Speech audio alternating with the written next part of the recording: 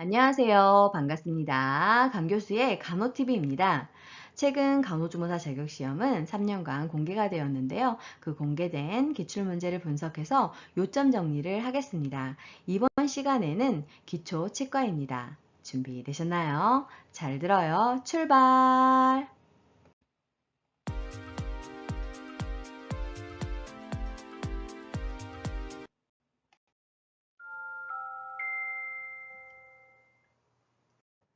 기초치과는 다음과 같이 구성이 되어 있으며 자격시험에서 출제 문항수는 2문제입니다.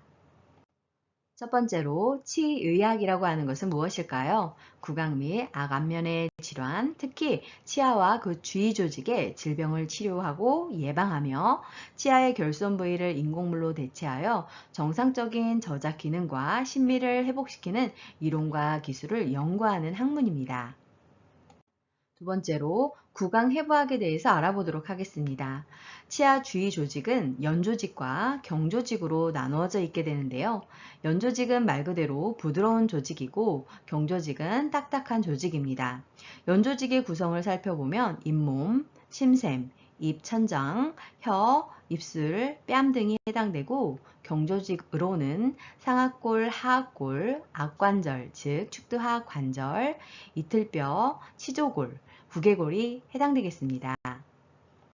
자, 그러면 치아 조직의 명칭과 특성에 대해서 알아볼까요? 이 부분은 간호조무사 자격시험에 정말로 출제가 많이 되는 부분입니다. 중요하니 잘 알아두세요. 첫 번째로 범낭질은 에나멜 또는 사기질이라고 불려지는 곳으로 치아의 맨 바깥층에 해당되겠습니다. 인체 조직 중에서 제일 단단한 조직이며 먹거리를 씹는 기능을 담당하게 되고 충치 예방을 위해 사용되는 불소가 가장 잘 침착되는 곳입니다. 두 번째로 상아질은 이 범낭질의 충격을 흡수하여 신경을 보호하는 완충지대로서의 역할을 담당하게 되는데 경도가 약하다 보니까 일단 충치가 발생하게 되면 쉽게 썩는 특징을 갖고 있습니다. 세 번째로 백악질은 치근의 겉표면을 싸고 있으면서 치아를 악골에 고정시키는 역할을 담당하게 되고 네 번째로 치수는 신경과 혈관이 존재하는 곳입니다. 신경은 치아의 외부 자극을 고통으로만 느끼게 되고 혈관은 신경을 유지하고 상아질에 수분을 공급하는 역할을 담당하게 됩니다. 다음으로 치주인대 치근막은 치아를 치조골에 붙이는 접착과 충격의 완충 역할을 담당하게 되고 치아가 부딪힐 때의 느낌을 신경에 전달하는 기능을 담당하게 됩니다. 이머리 치관은 치은인, 즉 잇몸 바깥으로 나와 있는 치아 부분을 말하게 되고 이목, 치경부는 치건과 치근의 경계부를 말합니다. 입뿌리 치근은 잇몸뼈, 치조골 안에 있는 치아 부분을 말하며 입뿌리관 근과는 치수가 들어있는 치근의 공간을 의미합니다. 자, 그러면 치아의 이름과 치식에 대해서 알아볼까요? 치식이라고 하는 것은 고유의 이름과 번호를 치아에 부여하는 방법을 말하게 됩니다. 방법이 두 가지가 있게 되는데 그 첫 번째는 인터내셔널 시스템입니다. 지금 보시는 것은 영구치에 부여된 인터내셔널 시스템의 치식에 해당이 되는데요. 지금 보시는 바와 같이 상악의 우측은 10번대로 구성이 되어 있고 그리고 상악의 좌측은 20번대, 그리고 하악, 좌측은 30번대, 그리고 하악 우측은 40번대로 구성이 된 걸 볼 수 있습니다. 그리고 번호는 중절치에서 1번이 부여가 되고 대구치로 멀어질수록 숫자가 증가하는 것을 볼 수 있습니다. 그래서 인터내셔널 시스템에 따른 영구치, 즉 간이의 치식은 다음 표와 같고 그리고 유치의 치식은 밑에 표와 같이 나열될 수 있습니다. 유치에 대한 해부학적 구조를 살펴보면 정중선을 중심으로 해서 맨 가운데 쪽이 중절치, 그 다음이 측절치, 견치, 제1소구치, 제2소구치, 제1대구치, 제2대구치 순서로 나열이 됩니다. 다음 사진은 유치의 교합 상태의 사진으로 이름은 다음과 같습니다. 지식의 두 번째는 팔머 시스템입니다.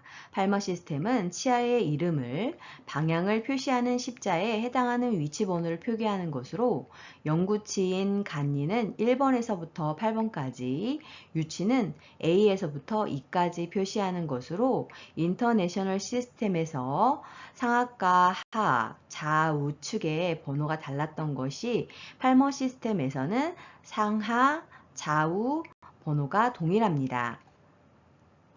자, 그러면 유치와 영구치는 어떻게 성장이 이루어지는지 같이 살펴볼까요?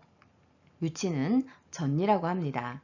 유치의 치배는 태생 후 7에서 8주부터 형성이 되는데요. 유치가 잇몸 밖으로 나오는 맹출을 하는 시기는 생후 6에서 7개월경입니다. 그리고 이 유치 모두가 완성이 되는 유치열은 2세 반, 즉 30개월 정도가 되면 유치 20개가 모두 자라서 완성이 되게 되는 것입니다. 자, 그러면 유치의 성장 과정에 대해서 살펴볼까요? 첫 번째 유치는 만 6세부터 빠지기 시작해서 만 12세에 완전히 빠지게 됩니다. 그러면 영구치가 올라오게 되겠죠. 자, 그러면 유치와 영구치가 입안에 같이 있는 시기를 뭐라고 하냐면 혼합체열기라고 하게 됩니다. 그래서 6세에서부터 12세가 바로 혼합체열기에 해당이 되겠습니다. 자, 그러면 모두 빠지게 되는 유치의 기능은 어떤 것들이 있을까요?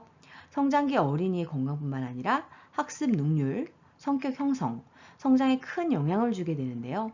평생 사용할 영구치가 바르게 나오도록 하는 길잡이 역할도 하게 됩니다. 그래서 유치가 충치로 인해서 일찍 빠지게 되면 음식을 제대로 씹지 못해서 소화 및 신체와 정신의 성장에 악영향을 줄 뿐만 아니라 친구들로부터 놀림을 받을 수도 있습니다.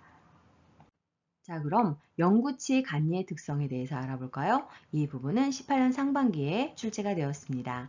치열 완성은 만 6세부터 나오기 시작을 해서 만 18세에 32개가 모두 완성이 되는 것입니다. 그리고 영구치의 치배는 태생 20주에 형성이 되며 석회화가 되는 시기는 만 15세에서 16년경으로 사랑니를 제외하고 모두 종료가 되게 됩니다. 자, 그럼 영구치의 특성에 대해서 알아볼까요? 이 부분은 국가고시 출제가 많이 되니 잘 알아두세요. 첫 번째로 절치는 음식물을 절단하는 기능을 하고 있고 모두 8개입니다. 두 번째로 견치는 정중선에서 세 번째 위치한 치아로 개의 치아를 닮아서 견치라고 불려지며 음식물을 찢는 역할을 하고 총 4개로 구성이 되어 있습니다. 세 번째로 소구치는 음식물을 잡거나 약간 분쇄하는 역할을 담당하는 것으로 총 8개입니다. 그리고 네 번째로 대구치는 음식물을 분쇄하는 역할을 하는 것으로 지치를 포함하며 총 12개로 구성이 되어 있습니다. 영구치의 특성을 추가로 알아보면 제1대구치는 6살 정도에 빨리 나와서 유치로 혼동될 수가 있고 평생 써야 할 중요한 치아로 충치 예방이 중요합니다. 그리고 제3대구치는 영구치 중에서 가장 마지막으로 늦게 맹출이 되는 것으로 사랑니라고 하며 다른 말로 지치라고도 합니다. 그리고 각각의 치아가 언제 맹출되는지도 출제가 된 적이 있는데요. 하악에서 10살 때 견치가 맹출되고 상악에서 12살 때 견치가 맹출됩니다. 상악에서 12살 때 제2대구치가 맹출되며 하악에서 11살 때 제1소구치가 맹출되고 상악 10살 때 제2소구치가 맹출되게 됩니다. 이번에는 부정교합 맞물림 장애에 대해서 알아보도록 하겠습니다. 19년 상반기에 원인에 대한 부분이 출제가 되었는데요. 원인은 유전적 요인과 후천적 요인으로 나누어지게 됩니다. 유전적 요인을 살펴보면 턱뼈의 발육 이상으로 인한 부정교합, 즉 부모 중 한 사람이 뻐드렁니거나 주걱턱이면 유전이 됩니다. 후천적 요인을 살펴보면 손가락을 빨거나 연필이나 볼펜으로 앞니를 장난하거나 위아래 입술을 빨거나 손톱을 앞니로 자르거나 유치를 충치로 인해 너무 일찍 뺀 경우에 발생할 수 있습니다. 자, 그럼 부정교합의 종류에는 어떤 것들이 있을까요? 반대교합은 아랫니가 윗니보다 앞으로 나와 있는 교합이고, 과계 교합은 윗니가 아래 앞니를 정상보다 지나치게 많이 덮는 교합입니다. 그리고 개방 교합은 앞니끼리 맞물리지 못하고 열려 있는 교합을 말합니다. 부정교합은 그 정도에 따라서 종류를 나누게 되는데요. 1급은 윗니와 아랫니의 기준 교두선이 일직선상에 놓였을 때를 의미합니다. 2급은 1급에 비해서 윗니의 기준 교두가 앞으로 나와 있는 것을 말하는 것으로 뻐드렁니나 옥니, 앞니가 돌출된 부정교합을 의미합니다. 3급은 2급에 비해서 아랫니의 기준 교두가 앞으로 나와 있는 것으로 흔히 주걱턱처럼 아랫니가 앞으로 나온 부정교합을 말합니다. 자, 그러면 부정교합을 교정하고 예방하는 이유에 대해서 알아볼까요? 부정교합의 교정은 턱뼈 성장의 불균형으로 나타나는 2급, 3급. 부정교합은 가급적 초등학교에 들어가기 전이나 저학년인 어린 나이에 시작하는 것이 좋습니다. 그러나 단순 치열 이상은 청소년기에 하는 것이 좋습니다. 자, 그러면 부정교합을 예방하는 이유는 무엇일까요? 바로 씹는 기능 등 치아의 올바른 기능을 하기 위해서, 취주병을 예방하기 위해, 치아 우식증을 예방하기 위해, 바른 외모 유지를 위해, 악습관을 예방하기 위해서 필요합니다. 세 번째로 구강 생리학에 대해서 알아보도록 하겠습니다. 치아의 발생과 맹출 교환입니다. 맹출이라고 하는 것은 석회화가 된 치육, 즉 잇몸을 뚫고 구강 내로 치아가 출현하는 것을 의미합니다. 치아의 교환은 유치와 영구치인 간이가 바뀌어 나가는 것으로 하악 유중절치, 즉 하악 전니, 중심 앞니부터 시작을 해서 제2 유구치, 전니 어금니와 제2 소구치, 작은 어금니의 교환으로 끝나게 됩니다. 그리고 치아의 신경 분포는 3차 신경이 담당하게 됩니다. 맹출 곤란과 생취 곤란에 대해서 알아보도록 하겠습니다. 이 부분은 과거 국가고시에 출제가 되었는데요. 치아가 맹출되는 것은 생리 현상으로서 보통 아무 이상이 없이 진행이 됩니다.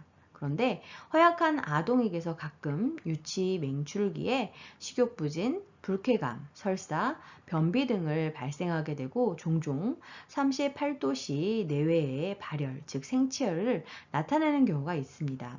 제1, 제2 생치기에는 경우에 따라서 국소에 치은 점막에 가벼운 종창과 발적, 통증 등을 보이기도 하게 됩니다. 다음으로는 이머리, 치관의 구성에 대해서 알아보도록 하겠습니다. 치관은 잇몸 위로 보이는 부분으로서 치면과 교환면으로 나눠지게 됩니다.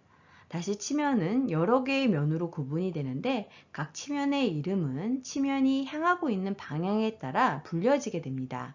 순면은 입술 쪽의 면을 말하고, 설면은 혀가 닿는 쪽의 면을 말하며, 현면은 어금니 쪽을 말합니다. 두 번째로 교합면은 교합 활동 시, 즉 상악과 하악이 서로 맞물릴 때, 그 활동을 할 때 접촉되는 구체의 면으로 저작을 담당하는 면이라고 해서 저작면이라고도 하게 됩니다. 자, 그럼 치아의 기능은 어떤 것들이 있을까요? 이 부분은 과거 국가고시에 출제가 되었습니다. 전치는 음식물을 물어서 자르는 저장 역할을 하게 되고, 소구치 또는 대구치는 교환면으로 음식물을 깨물어 씹어서 연화, 소화, 그리고 흡수에 도움을 줍니다. 그리고 아동의 두개 앞면 발육을 촉진하며 발음에 있어서 혀, 입술과 함께 자음계의 성음에 관여하게 되고, 주요 기능은 저작이며 그 외 미용 기능, 공격 기능, 방어 기능도 담당하게 됩니다. 이번에는 진찰실의 표준기구에 대해서 알아보도록 하겠습니다. 이 부분은 17년 상반기와 21년 상반기 국가고시에 출제가 되었습니다. 탐침은 접근하기 어려운 구강의 손상 부위를 감지하는 기구로서 충치의 깊이나 치아의 동요도 검사를 할 때 사용이 되는 것입니다. 그리고 치경인 이 거울은 진료 시 어둡고 보이지 않는 부분을 빛을 반사하여 구강을 직접 밝게 관찰하기 위해 거울을 보여주며 뺨이나 혀를 제껴서 진료 시 기계적, 화학적인 위험으로부터 환자를 보호하는 기능을 담당하게 됩니다. 핀셋 커튼 플라이어는 보존 치료 시 구강 내 소형 재료를 삽입하거나 이물질을 제거하는 기구로 사용이 되고, 스푼, 익스카베이터는 보존 치료 시 우식 병소 제거를 위한 기구로 사용이 됩니다. 다음으로는 진찰실의 표준 장비에 대해서 알아보도록 하겠습니다. 지금 사진에 보시는 바와 같이 이러한 기구를 유니체어라고 하게 됩니다. 이 장비는 진료실에서 가장 중요한 치료 장비로서 환자는 편안한 자세로 앉아 있다가 등받이가 뒤로 젖혀지면 누워서 진료를 받을 수 있게 되는 것입니다. 유니체어의 각 명칭들은 다음과 같습니다.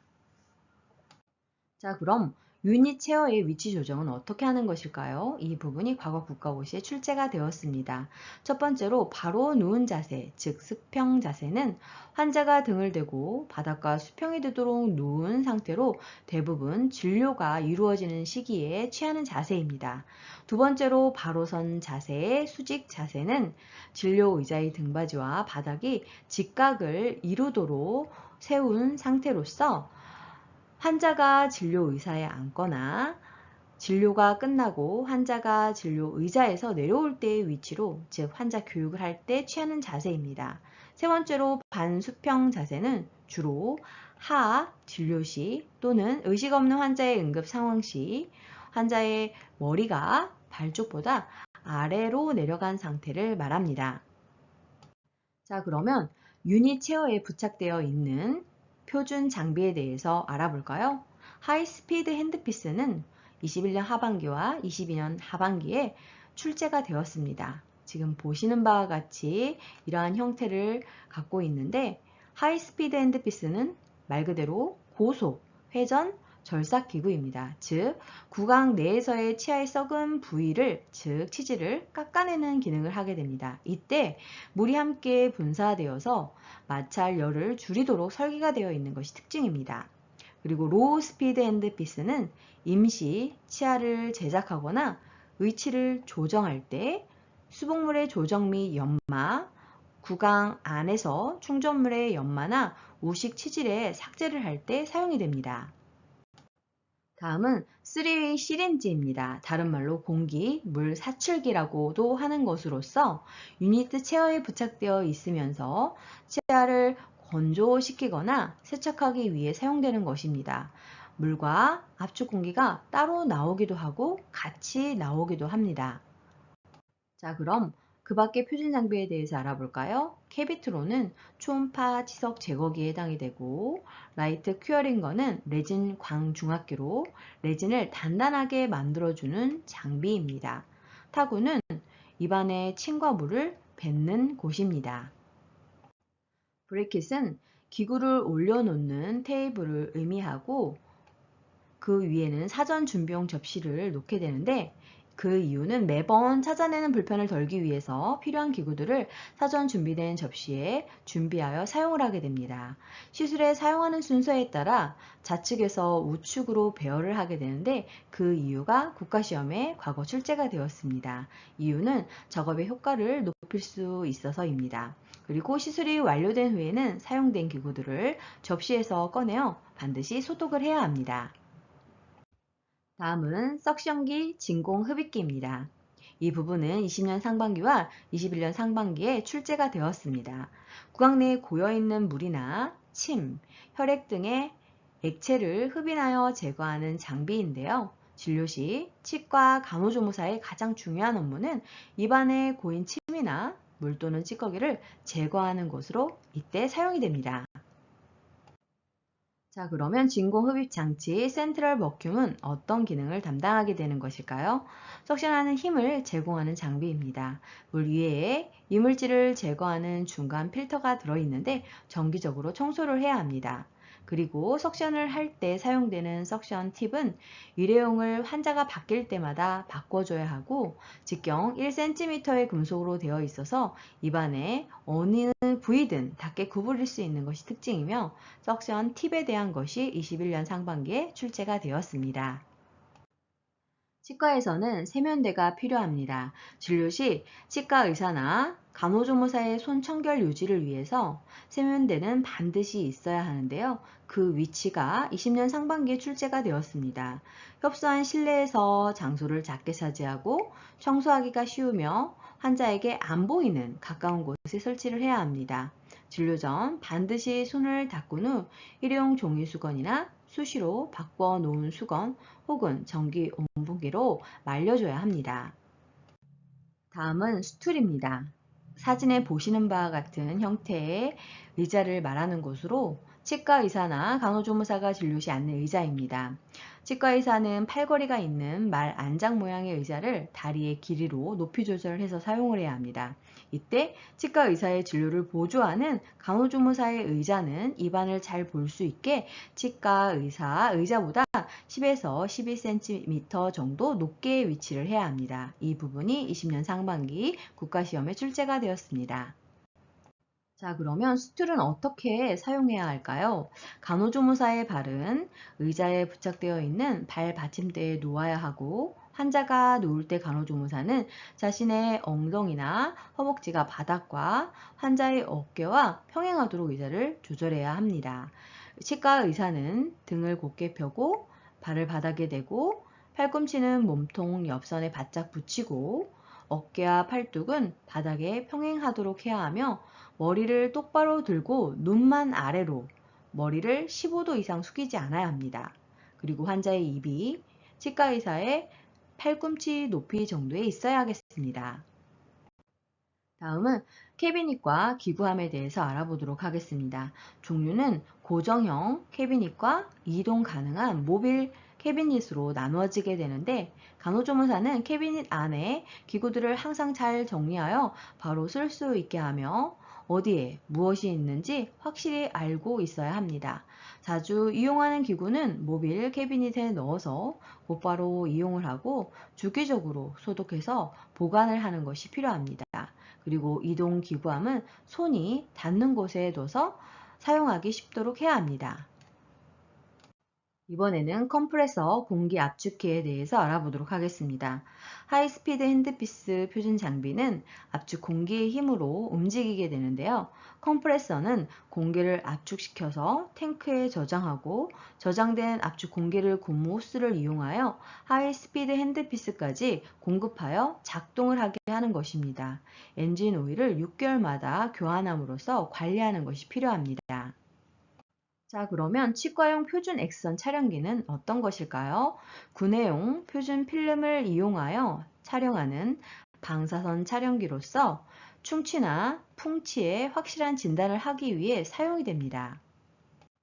파노라 액선 촬영기는 모든 치아 및 그 주위 조직을 한 장의 필름에 찍을 수 있게 되어 있는 것으로 입안에 필름을 넣으면 구역질을 하거나 지치 주위염과 악골 골절로 턱을 벌리지 못해서 필름을 입안에 넣지 못할 때 유용하며 피폭량이 적은 것이 특징입니다.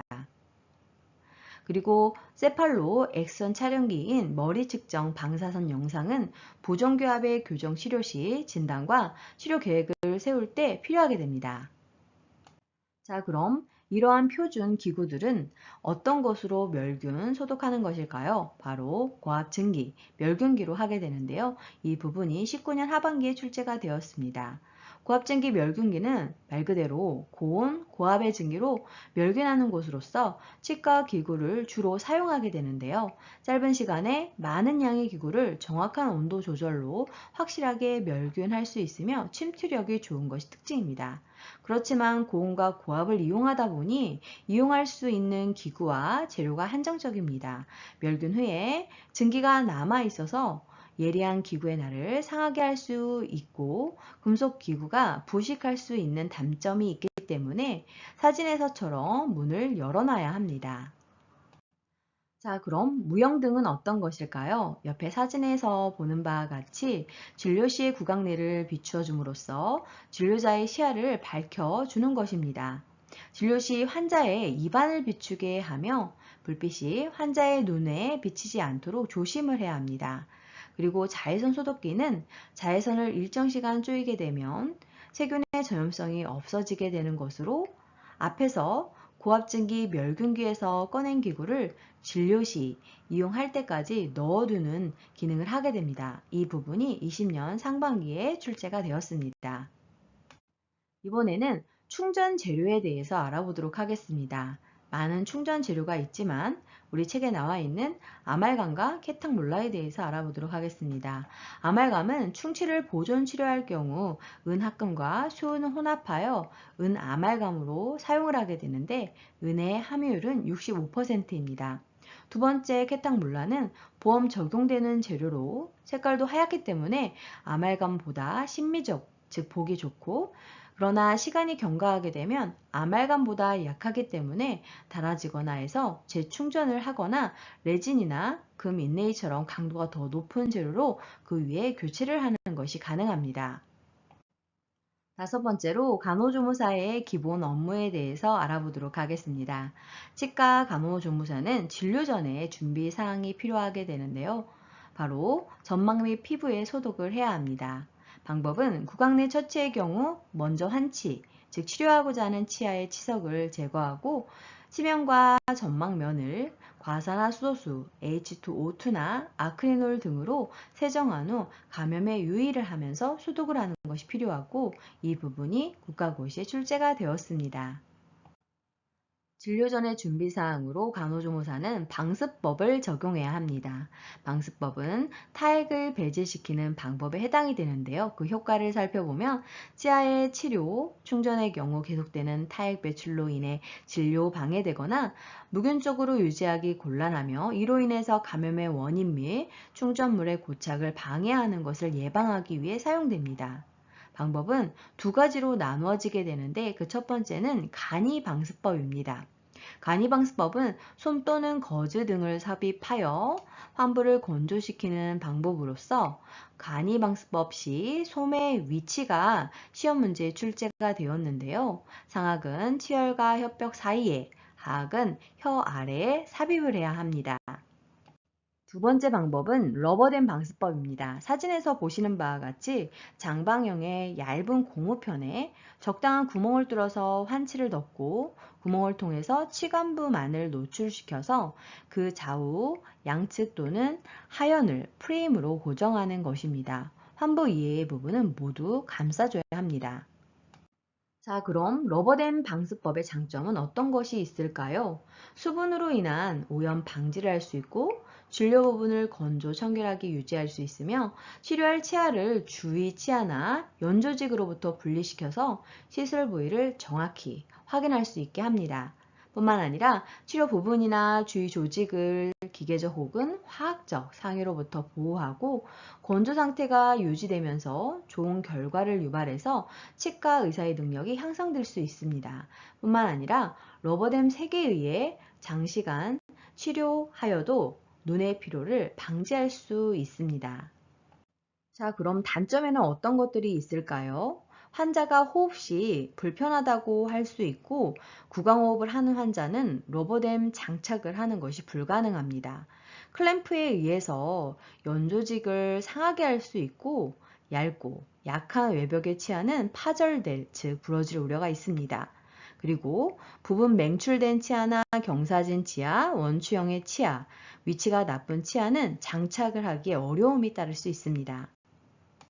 간호조무사의 중요 업무인 진공흡입기에 조정하는 방법에 대해서 알아보도록 하겠습니다. 이 부분은 21년 상반기에 출제가 되었는데요. 의사가 진료하는 손에 맞춰서 왼손이나 오른손으로 사용을 해야 하고 진공흡입기는 둘째 손가락이 코를 향하게 잡는 법 또는 변형된 연필 잡는 법을 사용해야 합니다. 이때 진료 의사가 사용하는 치경을 가리지 않아야 하고 진공흡입기의 팁을 치아에 가까이 대주어야 합니다.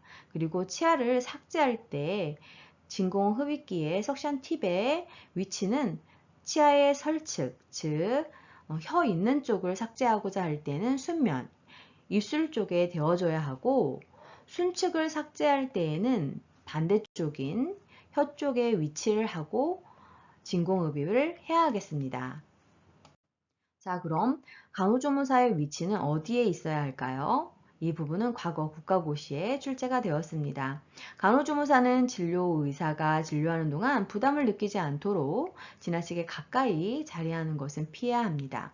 의사가 오른손 자비인 경우에는 환자의 머리를 기준으로 2시에서 5시 방향에 위치를 하면 됩니다. 그리고 간호조무사는 두 손 중 한 손을 자유롭게 사용을 해야 하는데요. 그 부분이 국가고시에 출제가 된 적이 있습니다. 진료 시에 진공흡입기를 조정하지 않는 나머지 손을 효과적으로 사용함으로써 진료를 원활하게 이루어질 수 있도록 도와야 하는데 구강 내에 연조직을 밀어준다든가 치경의 물기를 사출기를 조정해서 공기를 뿜어줄 수도 있겠습니다. 진료 시의 기구 교환과 기구 잡기에 대해서 알아보도록 하겠습니다. 간호조무사는 넷째 손가락과 새끼 손가락으로 사용 중이던 기구를 막고 엄지와 검지, 중지를 사용해서 원하는 기구를 제공하면 되겠습니다.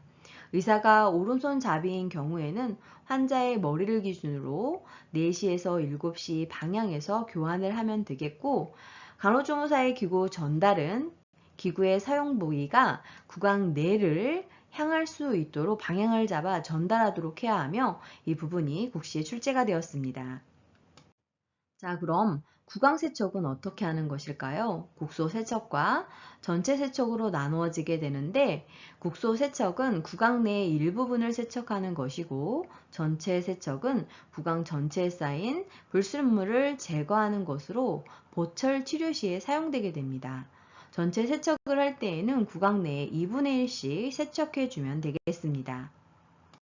이번에는 초진 시 치과 간호조무사가 확인해야 할 사항에 대해서 알아보도록 하겠습니다. 환자가 내원한 직접적인 이유, 질환과 종류에 대해서 물어봐야 하고 환자가 요구하는 치료 내용의 정도, 치과 치료에 분명한 의지를 확인하며 환자의 재정, 지불 능력을 확인해야 합니다. 치과에서의 간호조무사의 개괄적 업무에 대해서 살펴보면 진료실을 효율적으로 쓸 수 있게 관리해야 하고 진료용 기구, 장비 준비가 필요합니다. 치과용 진료기구 중 날이 있는 기구는 연마 및 멸균과 소독을 해야 하고 치과 의사가 진료를 하는데 필요한 자료를 수집하고 치료 계획을 잡아야 합니다. 진료실에서 치료에 필요한 모든 것을 준비하며 환자를 유니 체어에 앉혀야 하고 입안의 상태를 간단히 시집 및 병력 청취 후 진료 기록부에 기입해야 합니다. 그리고 치과 의사 지시에 따라서 간단한 처치 후 기록 및 유의사항을 설명하고 차트를 보관하며 환자의 리콜 시스템, 즉 다음 내원 날짜와 시간을 담당해야 합니다. 6번째로 치과 진료용 기구 소독에 대해서 알아보도록 하겠습니다. 첫 번째 방법은 화학약품 소독 방법입니다. 소독하고자 하는 기구들을 화학약품 소독액 속에 완전히 담가야 하며 화학약품이 골고루 접하도록 하고 너무 많이 넣지 않아야 합니다. 실온에서 제조사 설명에 따라서 시간을 정해놓게 되는데 그 시간만큼 사용을 해야 하고 소독 도중에 다른 기구를 첨가하지 않아야 합니다. 소독이 끝나면 소독된 이동 겸자로 기구를 꺼내어 옮기고 소독된 타올로 말린 다음 소독포로 포장하여 보관하면 되겠습니다. 화학약품 소독은 열을 가하여 소독할 수 없는 기구와 이미 멸균된 기구 보관 시 사용을 하는 것으로 알코올과 요오드 제제 및 글루타로 알데히드를 사용하게 됩니다. 사용 가능한 물품을 살펴보면 치경, 탐침, 커튼 플라이어, 인상용 접시, 물 사출기 팁, 공기 사출기 팁 등을 적용할 수 있습니다. 자, 두 번째로 자비소독에 대해서 알아보겠습니다. 자비소독은 100도씨의 끓는 물에서 10분에서 20분간 넣어서 병원균을 없애는 것으로 끓는 물이 병균의 단백질을 응고시킴으로써 소독 효과를 나타내게 됩니다. 장점은 재료 준비가 간단하고 경제적이고 인체에 유해하지 않다는 것입니다. 사용 가능 물품을 살펴보면 날이 없는 기구, 외과용 기구, 석션, 금속, 팁 등을 사용할 수 있습니다. 자비소독을 하는 방법은 국가고시에 출제가 되었는데요. 모든 소독할 물품은 깨끗이 닦고 분리되는 기구는 모두 분리하고 기구의 예리한 날 부분을 보호하기 위해서 소독기 안에 넣을 때 조심스럽게 넣어야 합니다.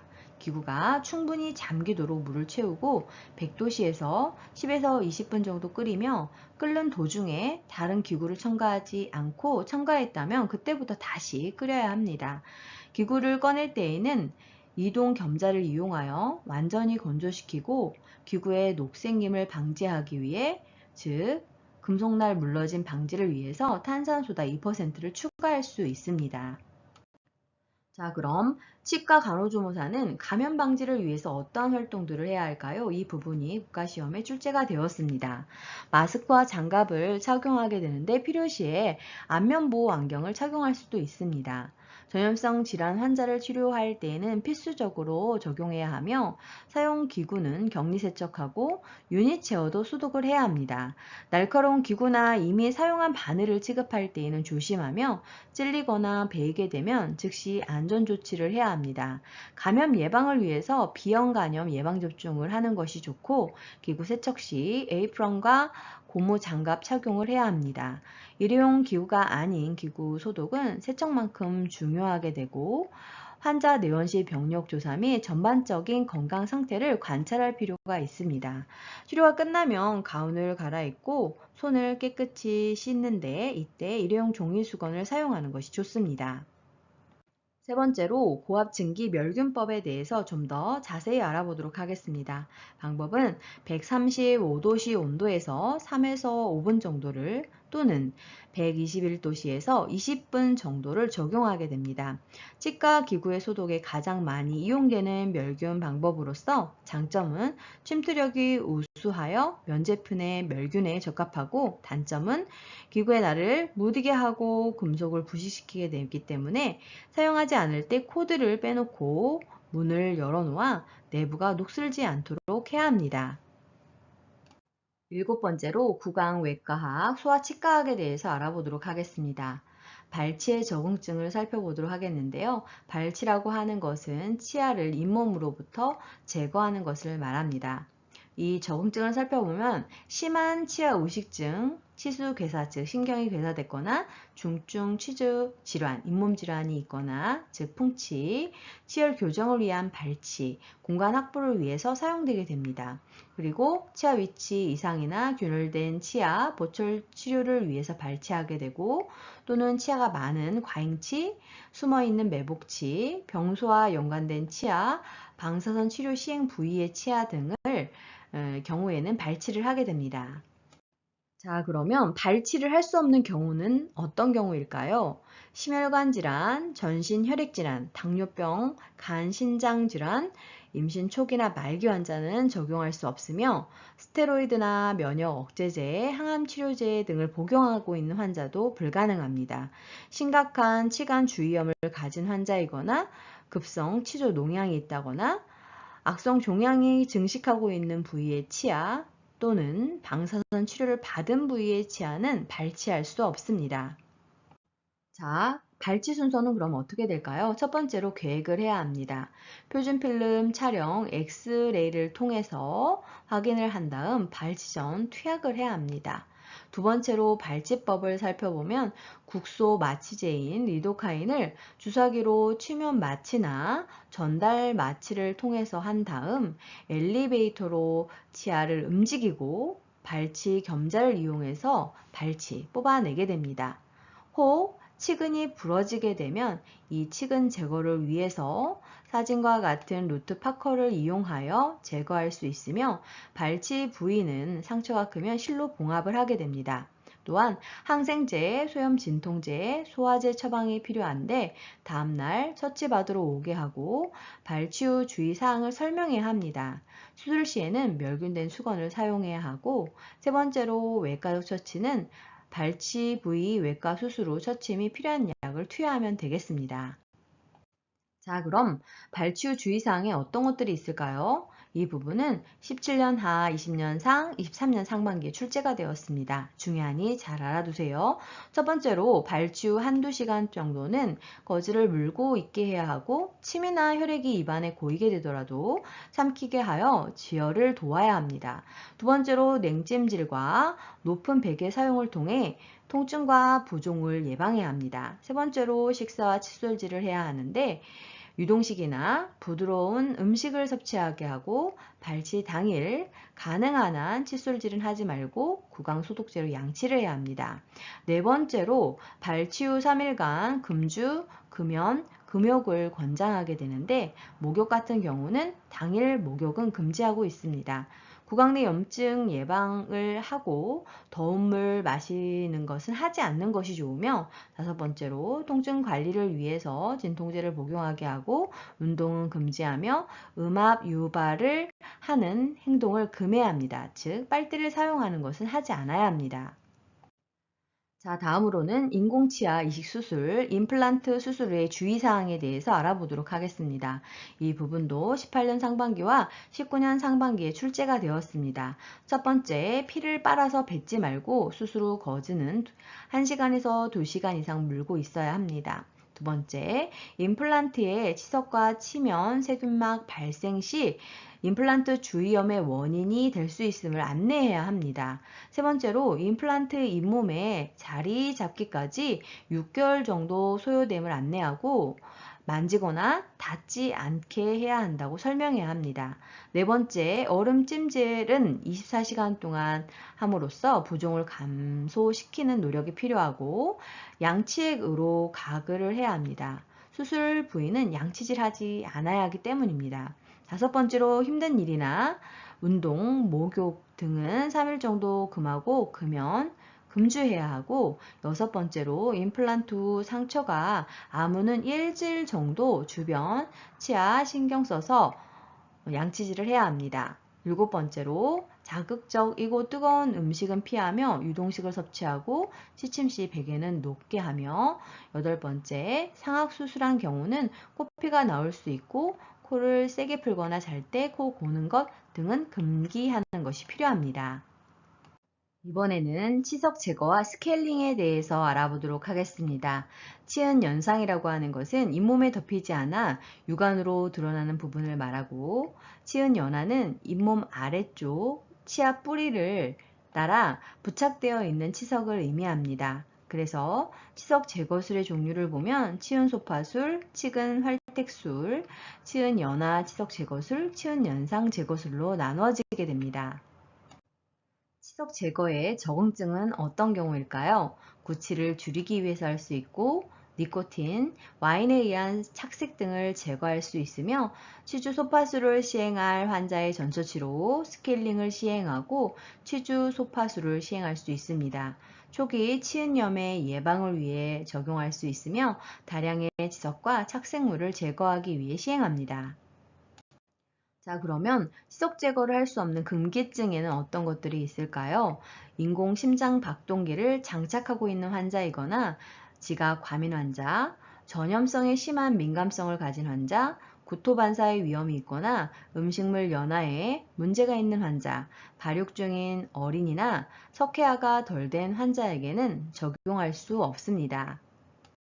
자, 그러면 치석 제거 후의 주의사항으로는 어떤 것들이 있을까요? 이 부분이 18년 하반기 자격시험에 출제가 되었습니다. 시린 증상이 있을 수 있는데 대부분 1, 2주일 정도면 증상이 완화됩니다. 심한 통증이 있는 경우에는 국소 마취하에 시술이 가능하고 2, 3일 정도 짜거나 매운 음식, 뜨거운 음식 등 자극성이 심한 음식은 피하고 치약은 마모도가 적은 것을 사용하는 것이 좋습니다. 보통 시린매드나 센소다임이 좋습니다. 출혈이 되는 곳은 빨지 않고 꺼즈로 압박하고 침을 뱉지 않고 삼켜야 합니다. 치석이 쌓이지 않게 올바른 칫솔질을 해야 하며 손가락으로 잇몸이나 치아는 만지지 않는 것이 필요합니다. 자, 그럼 어린이를 진료할 때의 주의사항에는 어떤 것들이 있을까요? 주사, 주사기, 주사바늘, 이를 뽑는다 등과 같이 공포감을 유발하는 말을 하지 않고 치과 의사가 마취할 때 깃밥을 꼬집어 정신이 다른 데 가도록 할 수 있습니다. 두 번째, 작은 선물에도 어린이는 큰 기쁨을 느끼므로 연필, 지우개 등을 준비하여 주고, 세 번째, 보호자를 교육하며 아이가 아플 때마다 진통제를 먹이는 습관을 없애야 합니다. 네 번째로, 치과는 아프게 치료하는 곳이 아니고 아픈 치아를 치료하여 아프지 않게 하는 곳이다 라고 설명해야 합니다. 다섯 번째로, 어린이의 이름을 자주 부름으로써 친근감을 주고, 여섯 번째, 어린이의 수준에 맞는 책을 많이 비치하고 빌려갈 수 있도록 하며 석션을 잘하여 입안에 물이 고이지 않게 해야 합니다. 이번에는 어린이 치아 간호에 대해서 알아보겠습니다. 치아 위생은 유치가 나기 전부터 시작하는 것이 좋고, 부드러운 수건으로 잇몸을 닦아주며 유치가 나온 이후에는 깨끗한 젖은 수건이나 부드러운 칫솔로 치아와 잇몸을 닦아주고, 어린 영아도 칫솔 사용이 가능합니다. 불소를 공급하게 되는데 6개월에서부터 12세까지 적용할 수 있으며 충치 예방에 도움이 되고, 불소가 충분히 포함되지 않은 물을 마시는 경우에 필요합니다. 그런데 반상치가 발생할 수 있습니다. 이것은 에나멜질 형성 부전의 일종으로서 치아의 표면에 유백색의 줄무늬 모양이 생기거나 얼룩 모양이 생기는 것으로 불소의 농도가 1ppm 이상일 경우 발생할 수 있습니다. 이번에는 여덟 번째로 예방 치의학에 대해서 알아보도록 하겠습니다. 충치의 예방에 대한 부분은 22년 하반기 자격시험에 출제가 되었으니 잘 알아두세요. 첫 번째로 음료수 플로어린 불소화법은 상수도에 1ppm 정도의 농도로 불소를 넣어 충치를 예방하는 방법입니다. 두 번째로 전문 불소 도포법은 의료기관에서 고농도의 불소를 6세 구치가 나오는 때부터 하기 시작을 해서 영구치가 썩지 않도록 예방하는 방법입니다. 세 번째로 불소용의 양치 사업은 학교에서 학생들이 매일 점심 식사 전후에 집단적으로 칫솔질을 하고 0.05%의 불화나트륨 용액으로 1분간 양치하는 것을 의미합니다. 자, 그러면 불소용의 양치 사업의 장점에는 어떤 것들이 있을까요? 학업에 지장을 주지 않고 단시간 내에 할 수 있고 학생들이 쉽게 할 수 있으며 전문 기술이나 특수 장비와 기구가 필요 없습니다. 불소 용액을 만들기가 쉽고 약간의 교육 훈련을 받은 비전문가도 관리할 수 있으며 학생들의 책임감을 불러일으킬 수 있습니다. 자, 그럼 치아 우식증인 충치의 발생 요인은 무엇일까요? 이 부분이 과거 국가고시에 출제가 되었습니다. 주요 요인은 구강 내 세균, 그리고 음식물의 종류와 당분의 섭취, 타액의 분비 저하와 타액의 당질, 점성이 증가해서 발생할 수 있습니다. 부수적 요인으로는 치아의 형태학적인 특성이나 치아 배열, 장치의 장착, 유전 인자 등이 작용할 수 있습니다. 자, 그러면 충치를 예방하는 방법들에는 어떤 것들이 있을까요? 이 부분이 22년 하반기에 출제가 되었는데요. 가장 기본이 되는 요소는 칫솔질로 식후 3분 이내 3분 이상 하루에 3회 이상을 해야 합니다. 6개월마다 정기적인 구강 검진을 실시할 필요가 있으며 치실과 치간 칫솔 사용을 하면 더욱 좋습니다. 상수도 불소 사업을 통해서 불소 화합물을 이용하는 것이 좋으며 당 섭취를 조절하고 채소 섭취를 증가하는 것이 필요합니다. 다음으로는 치아원 메우기, 치면 열구 소화 전세법에 대해서 알아보도록 하겠습니다. 이 부분은 21년 하반기와 22년 하반기 자격시험에 출제가 되었습니다. 중요하니 잘 알아두세요. 충치가 시작되는 부위는 치아 교환면의 열구와 소화에서 시작을 하게 되는데요. 열구라고 하는 것은 교환면에 있는 깊은 골짜기를 의미하고, 소화는 여러 개의 열구가 만나는 깊은 우물을 얘기합니다. 충치의 발생은 이처럼 열구와 소화에 고여있는 찌꺼기가 빠져나오기 어렵게 하고, 세균이 이런 환경에서 음식물 찌꺼기를 이용하여 살아가게 되는데 부산물로 식초산을 내놓게 됩니다. 이 식초산에 치아를 녹여서 썩게 하는 것이지요. 그래서 이 방법은 열과 소화를 인공적으로 막아서 버림으로써 환경을 없애는 방법이라고 할 수 있겠습니다. 다음으로 치주 조직병은 치아 주위 조직에 생기는 일체 질병을 얘기하게 됩니다. 그리고 다음으로는 구강질환의 예방에 대해서 알아보도록 하겠는데요. 이 부분은 22년 상반기 자격시험에 출제가 되었습니다. 중요하니 잘 알아두세요. 구강질환의 예방은 1차, 2차, 3차로 나누어지게 되는데 1차 예방은 체질관리, 구강보건교육, 건강증진이나 도시경 급수 불화, 학교 집단, 불소용이 양치, 칫솔질 교습, 전문가 불소도포, 식이조절, 치면 열구, 전세, 그리고 치면 세마 등과 같은 구강보건진료 등에 해당됩니다. 2차 예방은 조기질환기 구강병을 관리하는 구강보건진료, 구강환경관리, 치간 제거, 불량 틀니 제거, 범낭질이나 상아질까지만 진행된 치아 우식 병소의 충전, 치은염 치료 등이 해당됩니다. 3차 예방은 진전질환기나 회복기의 구강병을 관리하는 구강보건진료, 기능감퇴 제한이나 상실 기능 재활에 해당하는 치주병 치료, 진행 치주병 치료, 치아 발치, 의치, 보철 등과 같은 구강 진료가 해당이 됩니다. 이 부분이 22년 상반기에 구분하는 시험 문제 출제가 되었으니 꼭 암기해 주세요. 자, 그럼 충치 예방을 위해 좋은 칫솔의 조건과 보건에 대해서 알아보도록 하겠습니다. 칫솔 머리가 치아를 두세 개 정도 덮을 수 있는 크기가 좋고 칫솔 머리부터 손잡이까지 고든 것이 좋습니다. 칫솔모의 면이 직선이어야 하고 강도는 중간 정도이며 칫솔질을 제대로 하기 위해서는 자기에게 적합한 칫솔을 사용해야 하고 칫솔은 세치제와 음식물 찌꺼기 등이 남아있지 않도록 깨끗하게 닦은 후 바람이 잘 통하는 곳에 칫솔 머리를 위로 향하게 해서 보관하는 것이 좋습니다. 수고 많으셨습니다. 좋아요와 구독 꾹 알람 설정 눌러주시면 새로운 강의 동영상을 만나보실 수 있습니다. 감사합니다.